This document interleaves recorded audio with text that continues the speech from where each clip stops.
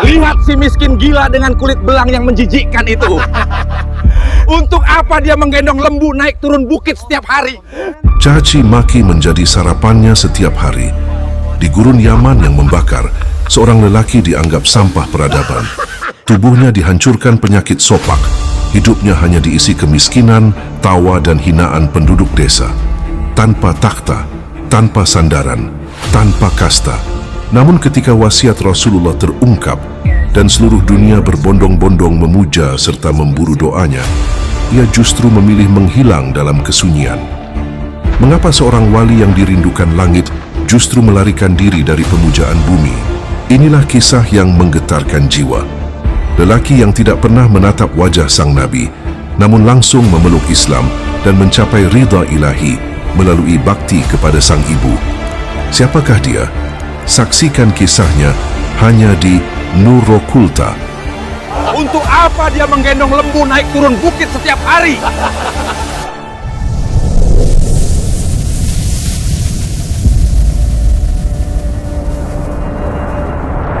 Assalamualaikum warahmatullahi wabarakatuh. Di ujung selatan Jazirah Arab, di mana debu menelan jejak waktu dan matahari membakar bumi tanpa belas kasihan, berdirilah sebuah desa bernama Qarn. Inilah Yaman, masa ketika dunia masih tenggelam dalam pekatnya takhayul bahkan sampai sekarang. Sebelum cahaya menyentuh cakrawala, di sanalah seorang bayi pertama kali membuka mata. Namanya Uwais bin Amir Al-Qarni. Darah suku Murad mengalir di nadinya, namun nasib seringkali bertindak kejam pada jiwa-jiwa yang lemah. Saat usianya baru 4 tahun, sang ayah pergi untuk selamanya. Uwais kecil hanya bisa terpaku menatap gundukan tanah yang menelan pelindungnya, menyisakan ia dan ibunya dalam kesendirian. Anak itu tumbuh di sela-sela kemiskinan, tanpa guru, tanpa status, dan tanpa sandaran. Namun di tengah riuhnya kebodohan masa, hati Uwais berdetak dengan irama yang berbeda. Sebuah getaran tauhid yang tak diajarkan manusia, melainkan disematkan langsung oleh Yang Maha Pencipta ke dalam relung batinnya. Seiring beranjak remaja, kesunyiannya kian dalam. Penyakit sopak atau vitiligo menyerang kulitnya, meninggalkan bercak-bercak putih yang membuatnya tampak belang di mata dunia yang fana. Lihat si miskin Uwais dengan kulit belangnya. Yang lain berkata, hanya orang gila yang berbicara sendiri dan melupakan dunia seperti dia. Dia sudah gila. Mereka menertawakan ucapannya, mengejek penampilan dan fisiknya. Begitulah cemoohan tumpah setiap hari. Lihat dia, si belang miskin itu. Menjauhlah. Penyakit kusta berjalan. Baginya cacian mereka hanyalah tirai yang menghalaunya dari keramaian yang sia-sia. Di desa itu tak ada yang mengerti bahasa hatinya, kecuali satu jiwa di balik dinding gubuk yang sempit, ibunya. Perempuan tua itu telah renta dan rapuh laksana kertas kuno. Di mata dunia, Uwais adalah sosok terbuang, namun di kamar sepi itu, ia adalah segalanya. Ia adalah mata bagi yang kesusahan dan kaki bagi ibunya yang renta. Di antara mereka, hanya ada cinta dan ketergantungan yang mutlak. Demi menghindari hinaan dan mencari sedikit pemulihan jiwa, Uwais memilih jalan sebagai penggembala unta. Ia membawa kawanannya jauh ke lembah-lembah sunyi, menjauhi lidah tajam penduduk desa. Di sanalah, dalam keheningan padang, kabar tentang seorang lelaki yang mengaku menjadi nabi terakhir di Madinah sampai ke telinganya, Muhammad sallallahu alaihi wasallam. Kafilah-kafilah bercerita tentang Al-Amin, sang terpercaya yang tak pernah berdusta, tentang nabi yang memuliakan budak dan perempuan, menyayangi anak yatim, dan tetap berbuat baik meski disakiti. Ajaran untuk menyembah Tuhan yang Maha Esa dan meninggalkan berhala-berhala buatan manusia juga merayap ke telinganya. Mendengar sifat-sifat dan ajaran itu, tanpa perlu melihat wajah sang utusan, jiwa Uwais langsung bergetar hebat. Inilah kebenaran yang selama ini ia cari dalam kesunyian. Inilah sosok yang selama ini ditunggu oleh jiwanya yang telah lelah mencari kebenaran. Seketika itu juga, di tengah lembah yang hanya disaksikan Sang Maha Pencipta, Uwais berserah diri. Asyhadu an la ilaha illallah. Asyhadu anna Muhammadar Rasulullah.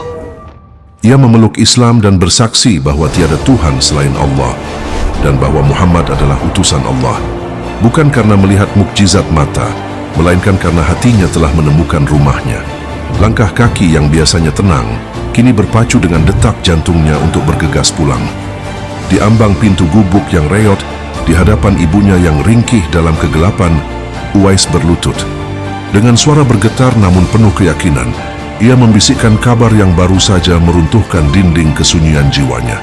Ia menceritakan tentang sosok Nabi Muhammad, sang mentari dari utara. Ia mengalirkan kata demi kata tentang ketauhidan, tentang Tuhan yang tak serupa dengan berhala batu yang tuli. Di kamar yang sempit itu, dua jiwa yang selama ini terbuang oleh dunia, kini dipersatukan oleh cahaya yang sama.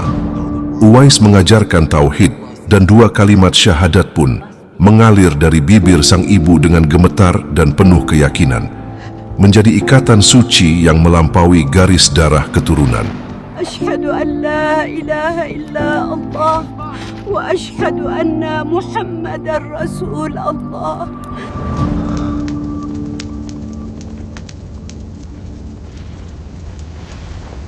Waktu terus berjalan mengikis usia sang ibu. Tubuhnya semakin ringkih, napasnya semakin pendek. Rasa sakit semakin menggerogoti tulang. Iman yang tumbuh subur selalu membawa serta kerinduan yang membakar. Di sela-sela baktinya, Uwais seringkali menatap Cakrawala Utara, membayangkan Madinah dan wajah sang Nabi yang belum pernah ia lihat sampai sekarang. Di satu sisi ada cinta pada sang kekasih Allah, di sisi lain ada bakti yang tak bertepi pada sang bunda. Anakku, ibu merasa waktu ibu takkan lama lagi. Tapi sebelum ibu pergi menemui Sang Maha Pencipta, ikhtiarkanlah nak, agar ibu bisa pergi ke Baitullah. Mendengar permintaan itu, hati Uwais terguncang hebat. Mekah bukanlah perjalanan 1 atau 2 hari. Ribuan kilometer padang pasir yang ganas membentang di depan mereka. Orang-orang berangkat dengan kafilah besar, unta-unta yang kuat, dan perbekalan melimpah. Sementara Uwais, ia hanyalah penggembala miskin yang bahkan tak punya tunggangan untuk dirinya sendiri, apalagi untuk ibunya yang lemah. Namun bagi jiwa yang dipenuhi cinta dan bakti, mustahil hanyalah sebuah kata yang belum dicoba. Ia terdiam, merenung, mencari jalan keluar di tengah keputusasaan. Keesokan harinya, penduduk desa kembali punya alasan untuk menertawakannya lagi. Uwais membeli seekor anak lembu, lalu membangun kandang di puncak bukit. Setiap pagi, tubuh kurusnya menggendong anak lembu itu naik ke bukit, dan sore harinya ia menggendongnya turun. Lihatlah si gila itu. Dulu bicara sendiri, sekarang ia menggendong anak lembu setiap hari. Orang gila. Uwais hanya diam. Peluh yang bercucuran di keningnya adalah saksi bisu dari sebuah rahasia besar. Anak lembu itu tumbuh besar, beratnya bertambah, dan otot-otot kaki dan punggung Uwais ikut mengeras. Kuat, tangguh, napasnya kian panjang, terbiasa dengan beban yang terus bertambah. 8 bulan berlalu, anak lembu itu tumbuh menjadi besar dan berat, namun Uwais tetap menggendongnya seolah itu hanya sehelai bulu kapas yang ringan. Ia bukan sedang melatih lembu, ia sedang mempersiapkan raga untuk memanggul amanah dan cita-cita terindah dalam hidupnya. Saat musim haji tiba, rahasia itu tersingkap. Bukan lembu yang ia bawa, melainkan tubuh renta ibunya. Uwais menggendong sang ibu di punggungnya, berjalan kaki ribuan kilometer dari Yaman menuju Makkah. Di bawah terik matahari yang mengelupas kulit dan dingin malam yang menusuk tulang, ia melangkah tanpa mengeluh. Baginya, beban di punggungnya adalah kunci surganya. Hal yang tampak mustahil bagi semua orang akhirnya terbantahkan. Uwais dan sang ibu sampai di depan Ka'bah, rasa haru pun menyelimuti suasana. Dengan kesungguhan yang mendalam, sang anak pun berdoa, "Ya Allah, ampuni semua dosa ibuku, ampuni setiap khilafnya." Sang ibu yang mendengar doa itu bertanya dengan suara gemetar, "Lalu bagaimana dengan dosamu sendiri, anakku?" Uwais tersenyum di sela tangisnya, "Ibu, dengan terampuninya dosa-dosamu, maka surga akan menjadi milikmu. Dan bagiku, cukuplah ridamu yang akan membawaku masuk ke sana bersamamu. Doa seorang anak yang berbakti menembus langit 7 petala. Detik itu juga sebuah keajaiban menyentuh kulitnya. Penyakit sopak yang selama ini menghiasi tubuhnya perlahan sirna, kulitnya kembali bersih seolah tak pernah tersentuh luka. Namun, Allah menyisakan satu bulatan putih sebesar dirham di lengannya, sebuah tanda bagi penduduk langit untuk mengenali siapa dia kelak. Setelah langkah-langkah tawaf itu usai, Uwais membawa ibunya kembali ke Yaman dengan tubuh yang kini bersih dari sopak. Namun mukjizat kesembuhan itu tidak membuatnya jumawa. Justru rasa syukurnya menjelma menjadi kerinduan yang semakin tak terbendung kepada sang pembawa risalah di utara. Setiap kali kafilah dari utara melintas, dadanya bergemuruh. Ia ingin melangkah ke Madinah, namun tak sanggup membiarkan ibunya sendirian dalam ketidakberdayaan. Hingga suatu malam dikisahkan ketika Uwais menemani ibunya di dekat pembaringan. Sang ibu yang menatap wajah darah dagingnya sendiri menangkap getaran rindu yang tak pernah ia ceritakan. Lalu terdengar suara yang membuat Uwais seketika terperanjat. "Pergilah nak, temuilah Rasulullah. Ibu mengizinkanmu, namun berjanjilah, jangan tinggalkan ibu terlalu lama. Segera kembali setelah urusanmu usai." Setelah mendengar pernyataan itu, Uwais pun bertanya kembali untuk meyakinkan diri. Dengan restu yang menjadi sayap di setiap langkah, esok paginya ia mencium tangan sang ibu dan berangkat, meninggalkan gubuknya, menempuh perjalanan ribuan kilometer dengan hati yang berdebar. Dari Yaman ke Madinah, ia tempuh dengan sisa tenaga dan harapan yang semakin membuncah. Bayangan untuk menjabat tangan sang nabi yang ia cintai membuatnya lupa akan terik yang membakar. Saat kaki Uwais yang berdebu menginjak tanah Madinah dan sampai di depan pintu rumah sang nabi, dengan tangan bergetar dan penuh takzim, ia pun mengetuk pintu, lalu mengucapkan salam dengan senyum kebahagiaan yang tak bisa dibendung. Seketika dari balik pintu, terdengar suara perempuan yang menjawab salamnya, Siti Aisyah, istri sang nabi. Ternyata takdir memiliki rahasia yang tak bisa ditebak. Binar di mata Uwais seketika meredup saat mendengar jawaban Sayyidatuna Aisyah. Rasulullah sedang tidak ada di rumah. Beliau sedang berjuang di medan perang Tabuk yang jauh.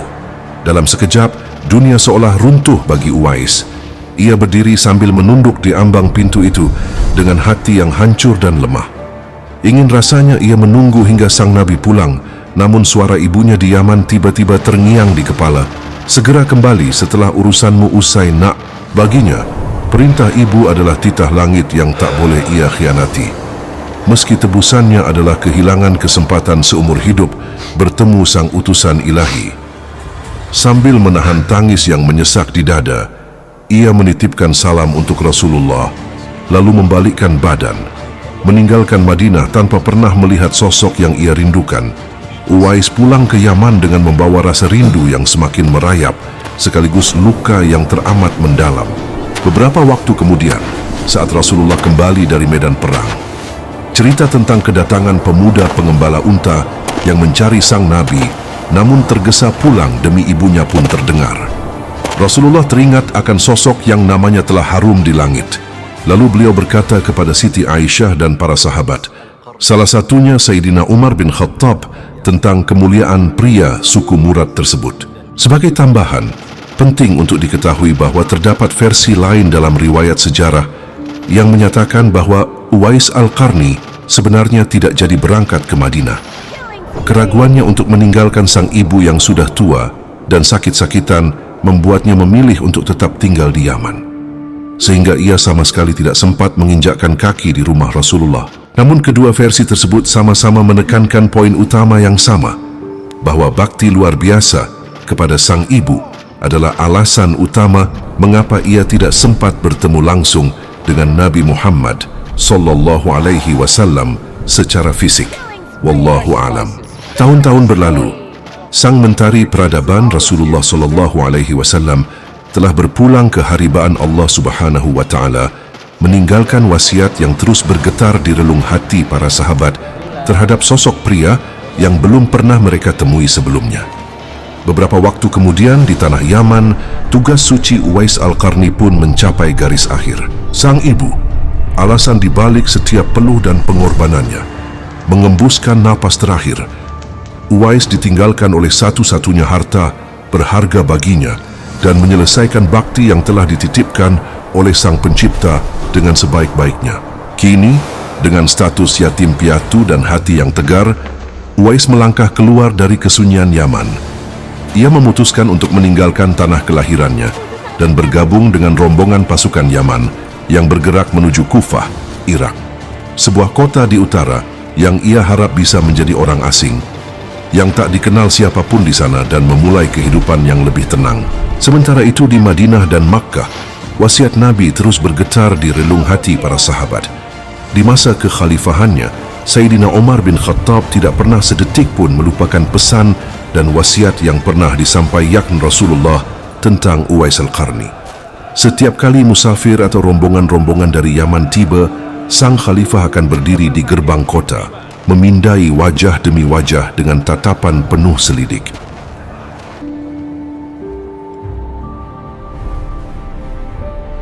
Berkumpul di lokasiku. Apakah di antara kalian ada yang bernama Uwais bin Amir?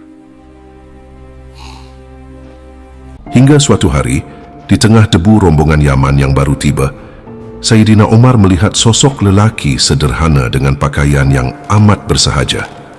Tidak ada tanda-tanda kebesaran pada dirinya, namun ada kedamaian yang terpancar dari wajahnya. Umar mendekat, jantungnya berdegup takzim saat ia mulai mengurai tabir identitas lelaki di depannya. Sayyidina Umar pun mendekatinya lalu bertanya, Benarkah engkau dari suku Murad, kemudian dari Qorn? Iya benar. Umar pun memverifikasi setiap ciri yang pernah disampaikan Rasulullah. Benarkah engkau Uwais bin Amir? Uwais pun merasa heran lalu menghampiri sang khalifah dan mengiyakan pertanyaannya. Dan benarkah engkau memiliki seorang ibu dan engkau sangat berbakti padanya? Mata Uwais berkaca-kaca saat menjawab pertanyaan yang begitu menyentuhnya. Iya, benar, ya Khalifah. Seketika itu juga Sayyidina Umar, sang singa padang pasir yang disegani dunia, tertunduk di hadapan sang penggembala. Dengan suara bergetar, Umar menceritakan rahasia langit yang selama ini ia simpan. Aku mendengar langsung dari lisan Rasulullah. Beliau bersabda bahwa akan datang kepada kalian seorang dari Yaman yang disebut Uwais, dan dia tidak meninggalkan siapapun di Yaman kecuali ibunya, dan dia memiliki warna putih karena penyakit kusta. Lalu berdoa kepada Allah dan disembuhkan kecuali untuk ukuran dinar atau dirham. Siapa di antara kalian yang bertemu dengannya, hendaklah meminta dia untuk memohonkan ampunan dari Allah untuk kalian. Hadis riwayat Muslim. Mendengar penuturan sang khalifah, seketika sendi-sendi lutut Uwais terasa lemas. Air mata yang sejak lama tertahan kini tumpah, membasahi wajahnya yang berdebu samar. Dadanya bergemuruh hebat. Sosok yang dirindukannya dalam sunyi, yang namanya selalu ia sebut di sela bakti kepada ibunda, ternyata telah mengetuk pintu langit. Ia tak menyangka seorang penggembala miskin yang dianggap gila dan menjijikkan karena kulit belangnya, ternyata tak sedetik pun luput dari pandangan batin dan lisan sang Nabi yang mulia. Beliau mengenalku, bisik Uwais di sela isak tangisnya. Suaranya hampir hilang di telan haru. Bakti dan taat yang ia kira hanya diketahui oleh dinding-dinding gubuknya di Yaman, ternyata telah mengetuk pintu langit dan sampai ke telinga sang kekasih Allah. Di hadapan Sayyidina Umar yang masih menunduk takzim, Uwais menyadari bahwa pengabdiannya kepada sang ibu bukanlah jalan sunyi yang sia-sia. Setiap langkahnya menggendong lembu, setiap caci maki yang ia telan, dan setiap malam tanpa tidur demi menjaga sang bunda, telah dibayar lunas dengan pengakuan dari lisan manusia paling mulia. Dengan tangan yang masih gemetar karena luapan rasa syukur yang tak terhingga dan suara parau yang syarat ketulusan, ia mengangkat jemarinya ke cakrawala, lalu memohonkan ampunan bagi sang khalifah sebagai hamba yang baru saja menyadari bahwa cintanya telah menemukan jalan pulang. Setelah doa dipanjatkan dan rahasia langit tersingkap, Umar yang kagum menawarkan bantuan. "Kemana engkau akan pergi? Apakah engkau akan pindah ke Kufah? Izinkan aku menulis surat kepada gubernur di sana, agar mereka memuliakan dan memudahkan hidupmu setelah tiba." Uwais tersenyum tulus. Sebuah gelengan lembut menjadi jawabannya. "Wahai mukminin, aku lebih suka menjadi orang biasa yang tak dikenal di tengah penduduk desa." Sayyidina Umar pun tertegun, lalu ia pun berpamitan untuk melanjutkan perjalanannya ke Kufah, menetap di sana sebagai penggembala yang hidup bersahaja. Ia menjaga rahasia keistimewaannya dengan rapat, seolah pertemuan dengan sang khalifah hanyalah embusan angin lalu yang sekedar lewat. Namun harumnya keikhlasan tak bisa selamanya disembunyikan. Bulan demi bulan berlalu, seorang pembesar Kufah yang bertemu Sayyidina Umar kembali diingatkan tentang wasiat Nabi. Perlahan, tirai itu tersingkap. Orang-orang mulai berbondong-bondong mendatangi gubuk Uwais Al-Qarni, mengantre demi secercah doa dari lisan yang telah dimuliakan oleh sang utusan. Melihat dirinya mulai dikepung kekaguman massa, Uwais merasa tidak nyaman. Baginya popularitas adalah penjara bagi keikhlasan. Sebelum fajar menyingsing, ia mengemasi barang-barangnya lalu meninggalkan Kufah dalam kesunyian malam. Ia memilih mengasingkan diri, menjauh dari hiruk-pikuk pemujaan manusia, demi menjaga kemurnian ibadahnya, dan pergi meninggalkan Kufah sebagai pengelana abadi, membuktikan bahwa seorang hamba bisa saja tersembunyi di dunia, namun namanya terus bergema indah di singgasana langit.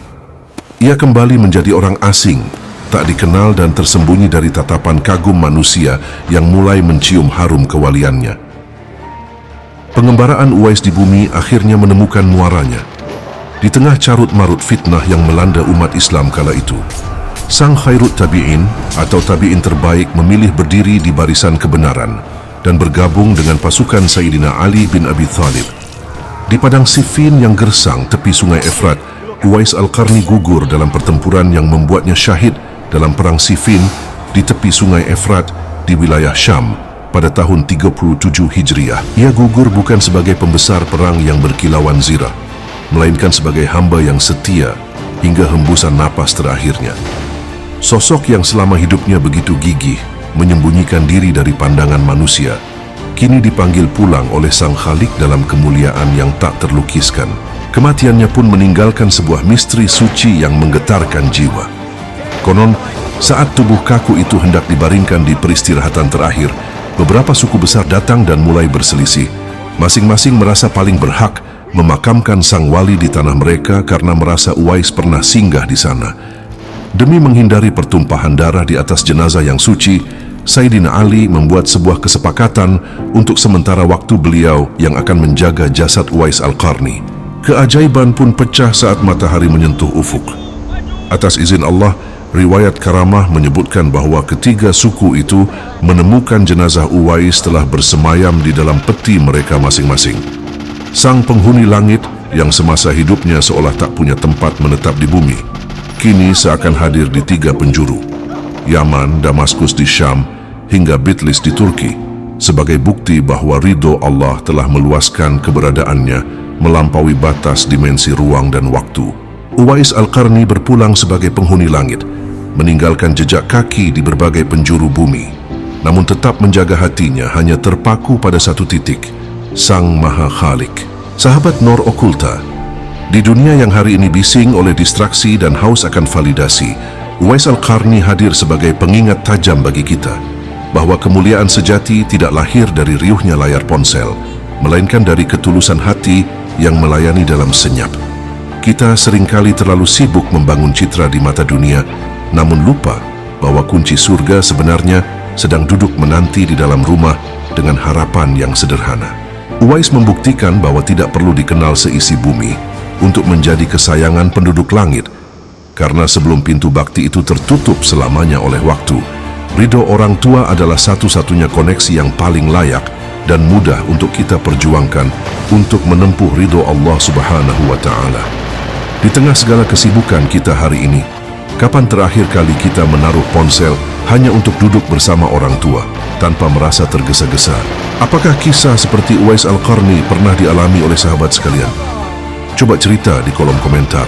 Semoga Allah senantiasa menguatkan hati kita dalam menjaga api ridho orang tua tetap menyala dan setiap bakti yang dilakukan dalam diam menjadi pembuka pintu-pintu keberkahan yang tak terduga. Amin ya Rabbal Alamin. Sampai jumpa di kisah inspiratif berikutnya. InsyaAllah cahaya kebaikan selalu menyertai langkah kita. Wassalamualaikum warahmatullahi wabarakatuh.